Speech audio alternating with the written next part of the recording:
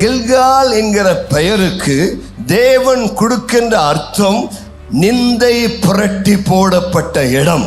ரெட்டிப்பான அபிஷேகம் வேண்டும் என்று சொன்னால் நீங்கள் கில்காலுக்கு வர வேண்டும். கில்கால் என்றால் உன் மேல இருக்கிற அந்த சாபம், அந்த நிந்தை புரட்டி போடப்பட வேண்டும். எகிப்தின் நிந்தை, எகிப்தினுடைய சாபங்கள், எகிப்தினுடைய பழக்க வழக்கங்கள், எகிப்தினுடைய கயிறுகள் உன்னை விட்டு அறுபட வேண்டும். எகிப்து என்பது உலகத்தை குறிக்கிறது. எகிப்து என்பது உலகத்தின் கட்டுகளை, உலகத்தின் சாபங்களை, உலகத்தின் ஆசாபாசங்களை, உலகத்தின் பழக்க வழக்கத்தை குறிக்கிறது.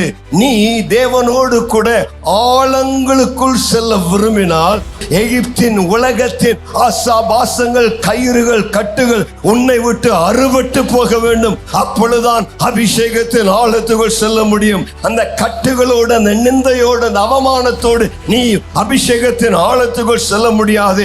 அந்த இடத்தில் கர்த்தருடைய கத்தி வந்து வெட்ட வேண்டியதை வெட்ட வேண்டும். இனி எகிப்து எனக்கு வேண்டாம், உலகம் எனக்கு வேண்டாம், இனி என்னை கட்ட நான் இடம் தர மாட்டேன்.